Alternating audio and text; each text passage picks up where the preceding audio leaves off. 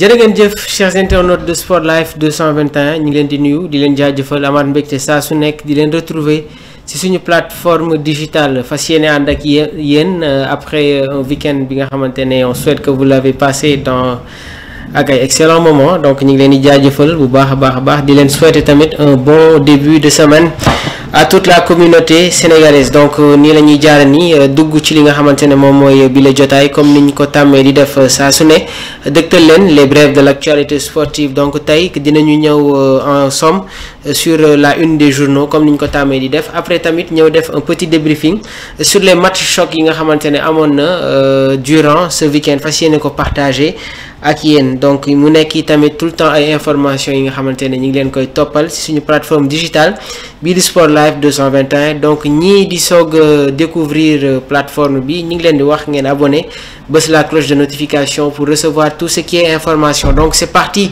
pour votre premier numéro de la semaine dañ koy doore ni ak la une des journaux commencé ko par le journal Record ñoom li ñuy wax à la une seen xët bu njëkk ñi ngi titré sur Nicolas Jackson bi nga xamante ne week-end bi jot na dugal avec son club bii di Chelsea donc Chelsea doon football ak équipe bi di Leicester City Leicester gagné Chelsea gagné sur le score de 2-1 et de 7 pour Nicolas Jackson mu nekk tamit titrage bi nga xamante ne moom la ñu gis sur la une journal bii di Record beneen information yi tamit bokk na si ki nga xamante ne moom mooy Ismaïla Sarr dugal nekk tamit buteur et passeur lors du match bi nga xamante ne Aston Villa mi ngi ko doon jouer ak Crystal Palace donc mu nekk le premier but de la saison pour Ismaïla Sarr du côté de Crystal Palace suñu jógee foofu tamit dañuy ñëw sur beneen beneen journal muy journal bii di sport le peuple ñoom ñi ngi titré mauvaise nouvelle pour Aliou Cissé équipe nationale de Mauritanie Amir Abou limogé l'espagnol Aritz Lopez Garay moom mooy jël les commandes waaye tamit ñu gisoon nekk Aliou Cissé jotoon nañ ko tudd à la tête de l'équipe nationale de Mauritanie waaye gis nañ ne que l'ancien sélectionneur de l'équipe nationale du Sénégal n'a pas accepté li nga xamante ne moom mooy cette offre donc après un temps bi nga xamante ne la fédération mauritanienne constaté nañ ko woo nañu ki nga xamante ne moom mooy l'espagnol Aritz Lopez Garay mu war a jël li nga xamante ne moom mooy cette commande de cette équipe nationale du Sénégal foofu la ñuy jaare ni tamit continuer li nga xamante ne moom mooy l'actualité Kalidou Koulibaly yëkkati ay kàddu di wax sur l'urgence bi nga xamante ne tey jii nii équipe nationale du Sénégal am na ko à sa face donc l'urgence c'est de se qualifier pour le mondial mu nekk kàddu yi nga xamante ne le capitaine de l'équipe nationale du Sénégal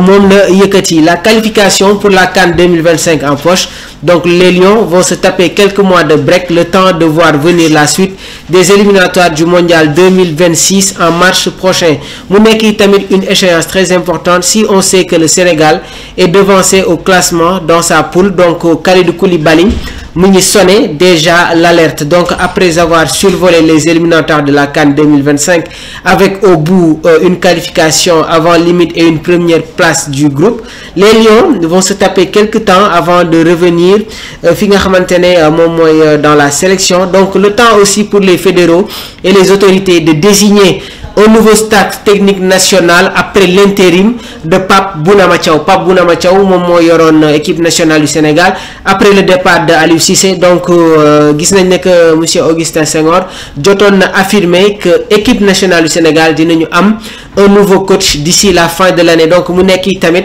information yi nga xamante ne ñu ngi leen koy toppal à la lettre. Suñu jugee foofu dañuy dem tamit ci li nga xamante ne moom mooy l'actualité internationale. Comme li ma leen ko waxee sànq jël nañu les matchs phares dans les grands championnats fas yéene si def li nga xamante ne moom mooy un débrief. Dañ koy commencer avec le championnat français. Paris Saint-Germain doon dalal Toulouse mu nekkoon tamit la 12e journée de la Ligue 1. Paris Saint-Germain gagné sur le score de 3-0, notamment à des buts de João Neves, Lucas Beraldo ak ki nga xamante ne moom mooy Vitinha.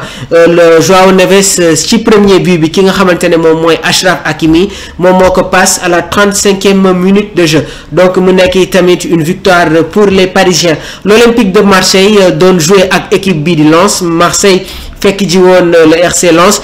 Marseille gagné sur le score de 3-1, notamment grâce à des buts de Valentin Roger, Luis Enrique ak ki nga xamante ne moom mooy Émile Højbjerg. Lens seen but ki ko dugal moom mooy Fulgini. Donc les Olympiens retrouvé waat nañ li nga xamante ne moom mooy le succès si match bi nga xamante ne tamit ñi ngi ko doon teewee. Donc jamono ji en Ligue 1 Paris Saint-Germain premier se retrouve avec 32 points, Monaco 26 points, Olympique de Marseille se retrouve avec 23 points suivi de Lille 22 points et Nice ferme la marche avec 20 points. Foofu la ñuy jaare ni dem ci championnat Angleterre Premier League 12e journée. Chelsea doon jouer ak équipe bi di Leicester City. Chelsea gagné sur le score de 2-1 grâce à un but sur l'ouverture du corps ki nga xamante ne moom mooy Nicolas Jackson qui permet aux Blues de prendre les devants à la 15e minute de jeu. Nicolas Jackson tamit qui porte le numéro 15 grâce à une offrande de Enzo Fernandez qui retrouve le 11 de départ. Waaye tamit Enzo jot na dugal but ci bile match à la 75e minute de jeu. Jordan Ayew moom moo réduire la marque pour les Foxes à la 95e minute de jeu sur penalty. Suñu jaaree ne foofu dañuy dem ci beneen match. Tottenham doon jouer ak Manchester City, les Citizens qui s'inclinent sur le score de 4-0. La crise est là, guys. Crise bi am na jamono ji du côté de Manchester City après 5 défaites d'affilée. Mu nekk tamit une première depuis tant d'années, depuis que Pep Guardiola jël na li nga xamante ne moom mooy la tête de l'équipe bi de Manchester City. Qu'est-ce qui se passe du côté de Manchester City? Lan moo xew ba tey jii nii ñuy enchaîner li nga xamante ne moom mooy les revers. Manchester City ne fait plus peur. Donc dañuy ñëw ni tamit sur les buteurs de ce match. Donc ki nga xamante ne moom mooy James Maddison moom moo dugal ñaari but ci bile match. Pedro Porro moom itamit jot na dugal but ci bile match. Le dernier but a été marqué par Brennan Johnson. Donc Manchester City s'incline ci biir Etihad Stadium sur le score de 4-0. Une défaite qui fait du mal à Pep Guardiola et la crise s'installe du niveau de Manchester City. Donc mu nekk tamit une défaite bi nga xamante ne dinañ si jàngat lu bëri. Arsenal doon jongante ak équipe bi di Nottingham Forest. Arsenal qui s'impose sur le score de 3-0, notamment à des buts de Bukayo Saka, Thomas Partey ak ki nga xamante ne moom mooy Waneri. Donc les Gunners reviennent en haut du classement. Liverpool tamit doon jouer ak équipe bi di Southampton. Liverpool gagné sur le score de 3-2 à la 30e minute de jeu. Dominic Szoboszlai moom moo dugal le premier but des Reds. Southampton se réveille et réduit et égalise grâce à Armstrong, 42e minute de jeu. Matheus Fernandes qui marque à la 56e minute de jeu. Liverpool est mené sur le score de 2-1.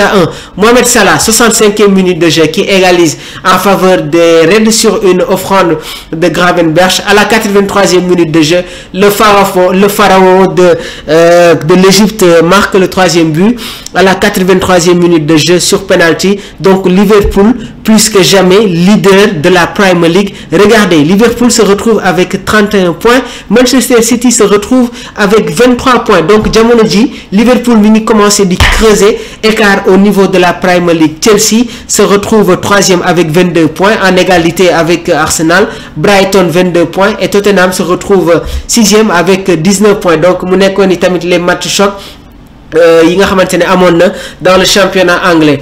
Donc foofu la ñuy jaar ni tamit dem fële nga xamante ne moom mooy Espagne, la Liga 14e journée, Atlético de Madrid s'impose face au Deportivo Alavés 2-1. Les Colchoneros étaient menés grâce à un but de John Juridi du côté Alavés, waaye à la deuxième mi-temps 76e minute de jeu, Antoine Griezmann marque sur penalty, 86e minute de jeu, Sorloth marque le deuxième but des Colchoneros, donc 2-1 en faveur de l'Atlético de Madrid. Le FC Barcelone doon jouer ak équipe bi di Celta Vigo. Barça mené woon sur le score de 2-0, notamment à des buts de Rafinha ak Robert Lewandowski. 84e minute de jeu, Alphonse González réduit la marque.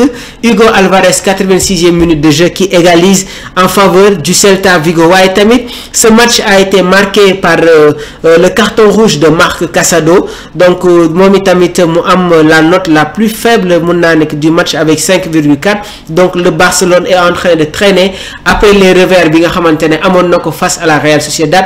tey jii tamit gis nañu un match nul qui fait pas du bien du côté catalan. foofu la ñuy continuer dem fële nga xamante ne moom mooy la Casablanca. su ma nee Casablanca, effectivement nous allons parler du Real de Madrid bi doon jouer ak équipe bi di Leganés. Kylian Mbappé qui retrouve le chemin des filets grâce à une passe de Vinicius Junior. Federico Valverde qui marque à la 66e minute de jeu grâce à une passe de Arda Güler. Jude Bellingham qui célèbre le 3e but des merengues avec son geste bi nga xamante ne ñëpp xàmmee nañ ko. donc 3-0 en faveur du Real de Madrid qui a évolué avec un schéma 4-4-2. Federico Valverde s'est retrouvé comme arrière droit et en même temps capitaine. Dans la charnière centrale ñu gis ki nga xamante ne moom mooy Raúl Asensio qui a formé la charnière centrale ak ki nga xamante ne moom mooy Rudiger. Arda Güler titulaire, Dani Ceballos moom moo formé la paire au niveau du milieu de terrain avec Eduardo Camavinga. donc 4-2, 3-0 en faveur du Real de Madrid. FC Barcelone premier avec 34 points, Real de Madrid qui revient avec 30 points. waaye tamit Real am na benn match en moins, donc si le Real s'impose sur ce match-là, FC Barcelone 1 point la leen di rawee. donc la course au titre est encore relancée. su ñu jógee foofu dañuy dem sur la Série A 13e journée. Napoli doon jouer ak AS Rome. Napoli gagné sur le score de 1-0, notamment à un but du Belge ki nga xamante ne moom mooy Romelu Lukaku à la 54e minute de jeu. dañuy continuer foofu Série A toujours. L'Inter de Milan gagné Hellas Verona sur le score de 5-0. Milan AC doon jouer ak équipe bi di Juventus. match boobu jeexee sur le score de 0 but partout. Hellas Verona doon dajal ak Inter, wax nañ leen ko 5-0 grâce à un doublé de Marcus Thuram qui est en train de faire sensation au niveau du Giuseppe Meazza. donc classement bi jamono ji, Napoli moo am 29 points avec jël premier, Atalanta 28 points deuxième, Inter 28 points troisième, Fiorentina tamit ñu nekk dans une bonne lancée 28 points, Lazio 28 points, Juventus 25 points, Milan AC 19 points. suñu jugee foofu dañ koy terminer avec le championnat allemand Bundesliga. Le Bayern Munich de Vincent Kompany moo gagné sur le score de 3-0. ñu doon football ak équipe bi di Augsburg, Allianz Arena. Harry Kane, encore une fois Harry Kane qui met un triplé sur ce match, donc 3-0. donc le premier but a été marqué sur penalty à la 63e minute de jeu. Harry Kane qui marque son doublé encore une fois sur penalty à la 93e minute de jeu. Sur une passe de Goretzka, il marque son triplé à la 95e minute de jeu. Les Bavarois, plus que jamais leaders. Dañuy continuer rapidement sur l'autre match. Le Bayern Leverkusen doon jouer avec le premier Heidenheim. donc Bayern Leverkusen mené sur le score de 2-0. Les hommes de Xavi Alonso se réveillent, notamment grâce à des buts de Palacios. Patrick Schick qui inscrit un doublé sur ce match. Granit Xhaka encore une fois qui raffole les compteurs. 82e minute de jeu, 5-2 en faveur du Bayern Leverkusen. donc sur le classement, Bayern moo am 29 points premier, Francfort 23 points deuxième, Leipzig 21 points, Bayern Leverkusen 20 points. Dortmund doon jouer ak Fribourg 4-0 5e. donc mu nekk le top 5 du côté de la Bundesliga. donc mu nekkoon itamit information yi nga xamante ne ñu ngi leen ko doon toppal. yéen les internautes de Sport Life 221 li lañ leen indiloon tey di leen wax ngeen woy di ñu topp si bi les plateformes di abonner di liker les vidéos di ko partager pour permettre à ceux qui ne reçoivent pas le lien ñu mën ko jot di jaajëfal bu baax a baax Bassirou bu nekkoon dans la technique et dans la réalisation je salue au passage tamit ki nga xamante ne moom mooy Joséphine Ndour yéen ñiy bëgg ay bijoux ay colliers mun ngeen ko contacter sur le 77 123 66 00 gars yi am na ay mbir yu rafet yoo xamante ne mi ngi ak moom allez jeter un tour d'œil sur sa page TikTok bi nga xamante ne dinay dugal foofu marchandise yi nga xamante ne dina koy am waaye tamit ñi nga xamante ne moom mooy waa daayira Xukkal ñu ngi koy woo sur le 2e édition bi nga xamante ne mi ngi am bi le jeudi daaw yi tamit Joséphine jotoon fa def présence bu am solo donc ñu ngi ko si woowaat sur cette édition di leen gërëm di leen jaajëfal merci à vous.